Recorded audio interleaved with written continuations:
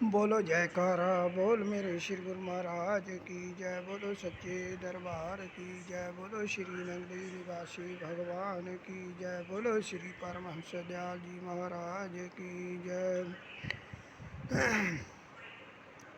साधो ए जग भरम भुलाना, साधो ए जग भरम भुलाना। राम नाम का सिमरन छोड़ा, माया हाथ बिकाना। साधु ये जग भरम भुलाना। मात पिता भाई सुत बनिता, ताके रस लपटाना। जोबन धन प्रभुता के मद में, अहिनिस रहे दीवाना। साधु ये जग भरम भुलाना। दीन दयाल सदा दुख भंजन, तासियो मन न लगाना।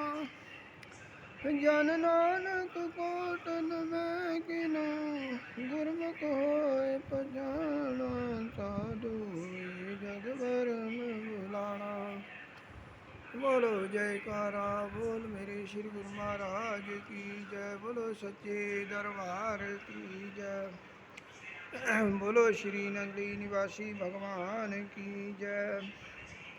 श्री गुरु महाराज जी जिज्ञासुओं को उपदेश करते हैं कि इस जगत में आकर यह जीव भ्रम की भूल में आ गया है। एक तो भूल होती है और एक भ्रम की भूल, अर्थात प्राप्त होने पर भी उसी की खोज रहना, इसको भ्रम की भूल कहते हैं। सांसारिक पदार्थों में यह जीव भूल गया है वास्तव में या उस राम की अंश सत्य चित आनंद एक ही महासागर से बूंद रूप में विलग हुआ, परंतु संग दोष से या अपने को जीव मानकर भूल गया है। जब यह सत्य चित आनंद की अंश तो अंशांशी के नाते से यह शरीर में आकर सत्य और चित है, परंतु आनंद की खोज में मारा मारा फिरता है। उस आनंद के बदले इसने संसार के सभी सुख आनंद देने वाले पदार्थ क्यों न इकट्ठे कर लिए हों, फिर भी संतुष्टि नहीं है।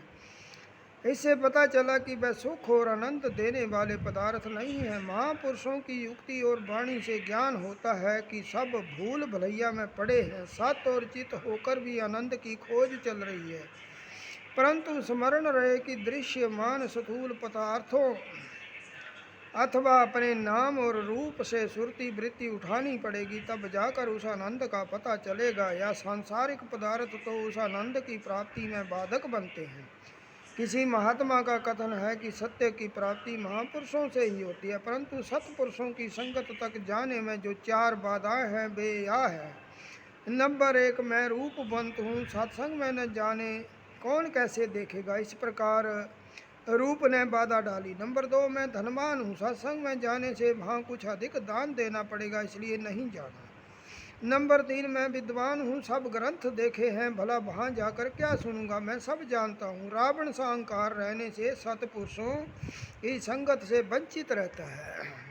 नंबर 4, मैं अच्छा कुलवान ऊंची जाति का हूँ और वहाँ ना जाने वक्ता किस जाति का हो अथवा कौन कौन जाति के लोग आते हो, मैं वहाँ जाकर अपनी जाति को धब्बा न लगाऊँ।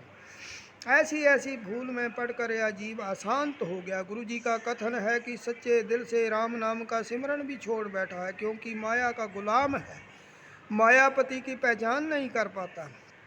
प्रश्न उत्पन्न हुआ कि माया किसे कहते हैं, सो हम ऊपर बता चुके हैं कि संसार के सभी पदार्थ माया रूप है, किंतु गुरबाणी के अनुसार माता पिता भाई सुत बनिता इत्यादि इनके रस में लिप्त हो गया। वास्तव में यह सारे बंधन है। उत्पन्न होने के समय से लेकर 2 वर्ष तक की आयु में से बड़ी कठिनाई से यह पता चलता है कि यह नाते क्या है और मैं क्या हूँ, नहीं तो इसे कौन पूछे और भला क्या जाने कि माँ क्या है। इसी प्रकार धीरे धीरे यह नाते पक्के होते गए और या इनके रसों में लिप्त हो गया। ऐसी अनेक भूलों में, तृष्णा में तथा मोह जाल में फंसा हुआ यह जीव उस ईश को भूल गया है। फिर अगले पद में गुरु जी का कथन है, धन यौवन प्रभुता के मद में, अर्थात मैं धनवान हूँ, यौवन वाला और सुंदर हूँ और मुझे संसार की प्रभुता प्राप्त है। सो इन्हीं बातों से मैं यह दिन रात दीवाना बन गया है और इसी मस्ती में भूला फिरता है, तथा उस दीन दयाल जो दीनों पर दया करने वाला प्रभु है, दुख भंजन है, उससे मन नहीं लगता। वह मन संसार के सुख ऐश्वर्य में लगा बैठा है। इन नक्शों से दृष्टि और जगह उठकर जाती ही नहीं, परंतु गुरु जी फरमाते हैं कि कोई बिरला ही गुरमुख करोड़ों में कोई एक ही इस रमज को जानेगा, वरना संसारी जीव को संगत और इस अपने रचे हुए संसार खेल में स्वयं ही भूलकर दुखी हो रहा है। इस पर यह एक दृष्टांत है। किसी नगर का राजा हर वर्ष धार्मिक नाटक करवा कर देखा करता था।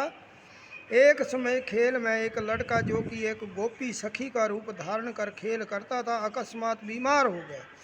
खेल में विघ्न आता जानकर राजा दुखी हुआ तो मंत्री ने प्रार्थना की, महाराज आपका राजकुमार भी तो गोपी का खेल अच्छी तरह कर सकता है,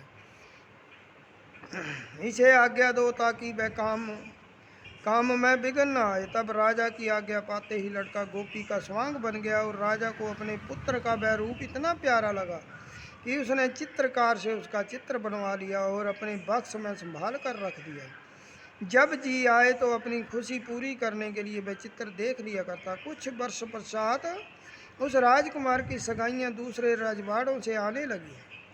तब लड़के ने कहा, पिताजी मैं लड़की देखकर शादी करूंगा। उस समय रीति रिवाज कुछ ऐसे थे कि लड़की को दिखाना कठिन था। अंततः कुछ लड़कियों के चित्र मंगवाए गए और एक अच्छे कमरे में सजा कर रखे गए। लड़का जिसको पसंद करेगा उसी से शादी होगी। तब राजा ने स्वयं भी सब चित्र देखे तथा वह गोपी रूप वाला चित्र भी अपनी खुशी से उसमें लाकर रख दिया ताकि सब चित्रों में शोभा पा जाए। तब लड़के को आज्ञा दी कि जाओ चित्र पसंद कर लो। लड़के ने चित्र देखते देखते भाई अपने वाला चित्र पसंद करके उस पर हस्ताक्षर कर दिए कि मेरी शादी इस लड़की से होगी। जब राजा ने सुना और देखा तो चकित होकर कहा, बेटा यह लड़की छोड़ो, कोई और पसंद कर लो। किंतु लड़का न माना। अंत में पिता को कहना पड़ा कि बेटा यह तेरा ही रूप है।